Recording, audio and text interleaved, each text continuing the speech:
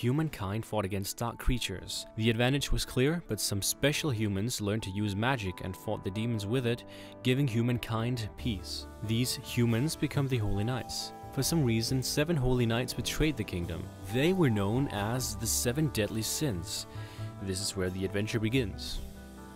Neets are usually referred to as people who take long breaks from society to do whatever they want, causing others to view them as lazy or envy them for having freedom. Meet No Game No Life, Madhouse's new light and playful production featuring Neets with an objective to become god of a new world. The Claymore universe is a place where you don't want to tell a dumb blunt joke. Claymore is loaded with fight scenes and women who are half human and half yokai. With so many turns and twists and curves, you never know what's going to happen next.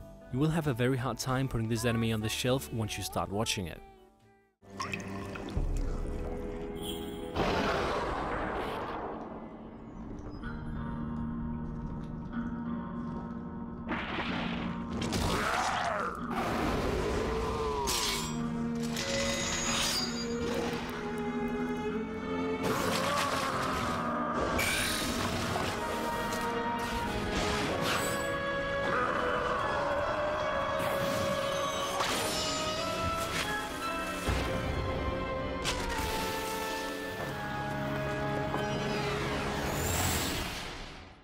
Gyosei. The plot is about saving humankind and how humans play God for the sake of themselves. It's a very original show and comes with a deep meaning. There are a few series out there that are just plain enjoyable for its style, and Samurai Champloo is definitely one of them. Samurai Champloo had plenty of funny and cool moments that mostly comes from Mugen's erratic, violent character and Fu's incredibly cute and witty personality. The greatest addition to Samurai Champloo is, without a doubt, the soundtrack by Nujabes. Moving on to Jourmungand. Illegal weapons are being distributed across the world thanks to a woman named Hegmatia Coco. An interesting thing about Jourmungand is how well they blended the less serious elements of the title with the action. For a title with plenty of gruesome deaths, there is actually quite a lot of comedy in it. CK 黒資金? そう、フリーランスの武器商だ。ヨーロッパで活動。噂じゃ諜報員崩れやらなんやら。そいつだと思うよ。それをちゃんと伝えたんですか？危ないやつだったらどうしましょう。ココが心配です。俺から言わなくても分かってるって。それにココさんには5人もついてってんだぜ。おお、すっげえ。何？彼だってさ。久々の狩りじゃ。狩りじゃ。俺らのボスは時々過激だぜ。JoJo's Bizarre Adventure? What is this odd thing that everyone seems to be crazy about? An anime that's based on a manga that was written in the 80s? It must be some boring shit, right? This couldn't possibly be as great or entertaining as people are hyping it up to be. Right? Wrong. Okay, well, maybe not in all cases. Honestly, I guess it depends on your mindset and your willingness to suspend your disbelief and watch something for the sake of enjoyment. I guess the question comes down to, do you actually enjoy watching anime? Is it something that genuinely brings joy to your life? If the answer is yes, then this is an anime for you. It's amazing the kind of titles that go by unnoticed. Having watched Michiko and Hatchin, I am utterly shocked that next to nobody seems to know about it, much less give it the kind of credit that it truly deserves. The show starts off with a convicted felon, Michiko, a woman with a brash and disrespectful attitude towards authority, who manages to escape from an inescapable prison for the 4th time in a row. Enter Hana, a 9-year-old girl who suffers under the care of her abusive foster parents and siblings in the form of verbal lashings, emotional torture, and even physical abuse. Hana just wants to be rescued from her hellish home, and she gets her wish granted. Sort of. The only gripes I have about the plot is that the story progression from episode to episode does occasionally skip ahead, leaving you with questions like, did that guy from the last episode get killed, or did those two work out some kind of agreement? Also, the politics and hierarchy within the crime syndicates are not described in the level of detail that they should have been, resulting in moments of confusion involving some of the characters' roles in the show. But overall, the plot is tight and entertaining as hell. I think it deserves to be put on the same pedestal as anime such as Cowboy Bebop. 動くな。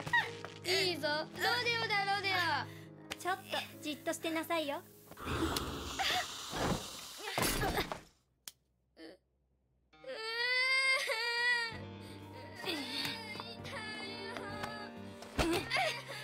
謝んなさいよ。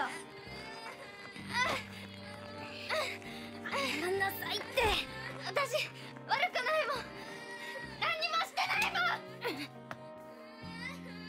ああそう、私に歯向かうってのね。分かったわ。だったらあんたが出て行きなさいよ。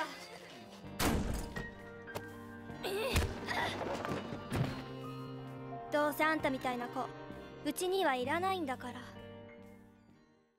No doubt, when it comes to storytelling, this anime ranks near the top.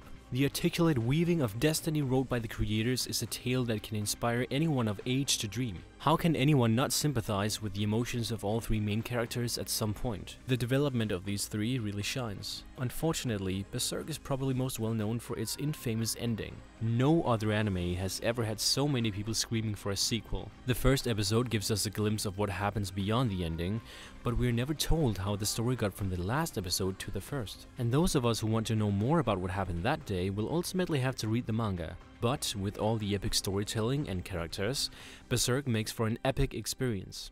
何グズグズしてんだよ。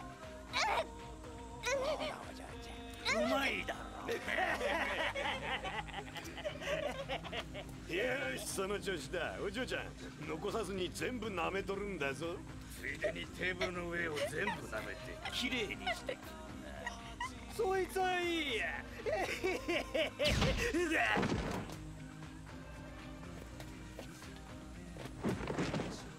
頑張る。誰だ。なんだ貴様、俺たちが誰だか分かってんのか。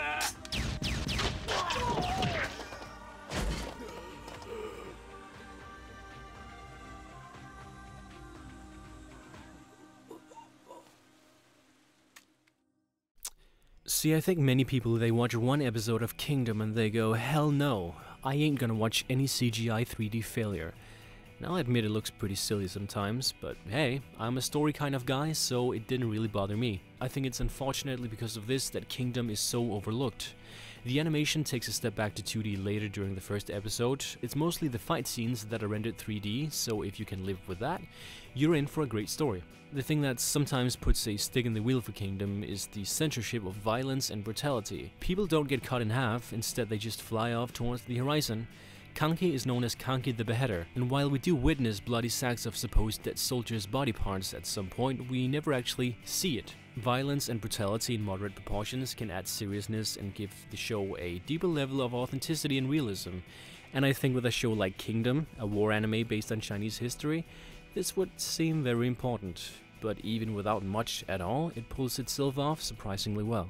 The positive and most pivotal aspect of the fight scenes/wars is the sheer amount of detail and creativity that goes into them. Every war and fight scene tops the last, and it's one of those rare long-running shows that gets better every arc. This is one of those instances where before I've even started on the show, I am looking at the number of episodes it has and thinking, I'm never gonna get through this.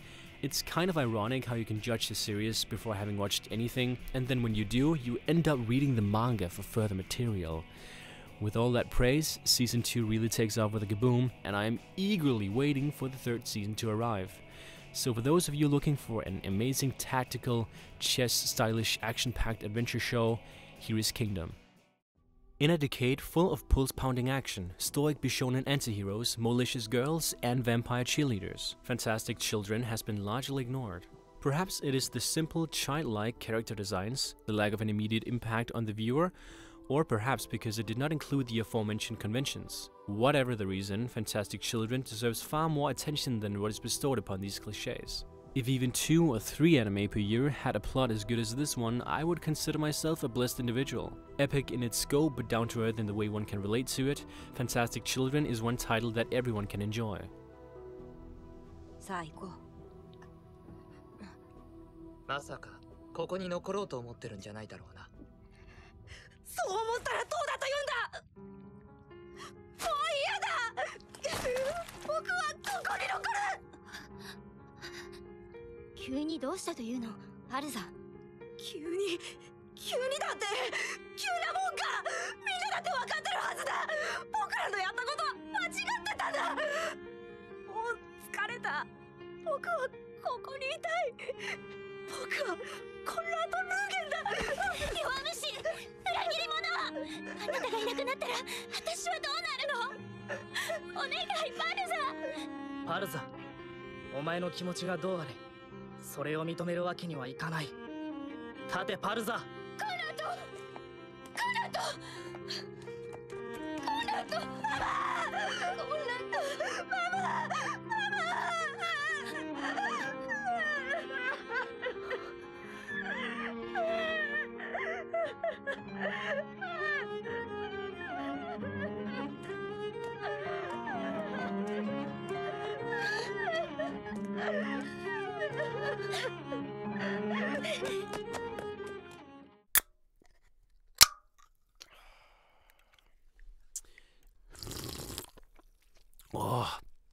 Oh man. Whoa. Coke is magic. So, this is an anime that I have been really looking forward to showing you guys, and it is called Kino no Tabi, also known as Kino's Journey.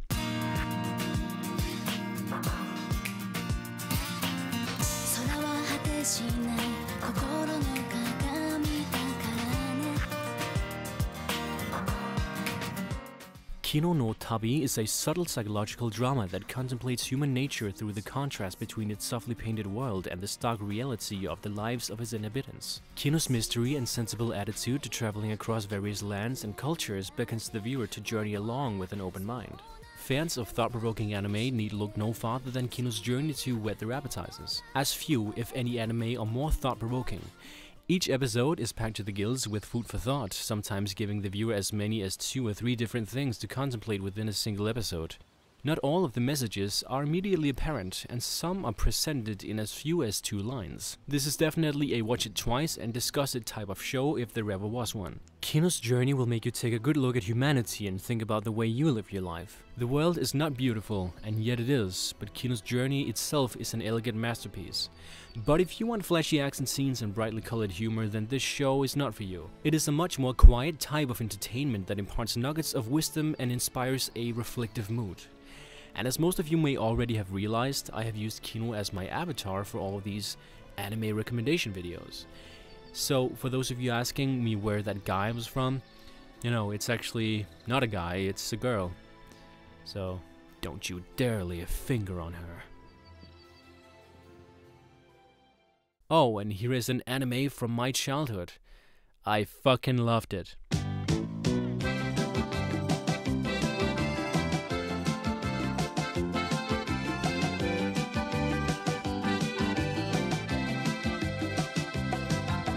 Here they are for one and all. The Moomins are about to call. Come on and sit down here with me. They're here for you on your TV. They are the Moomins.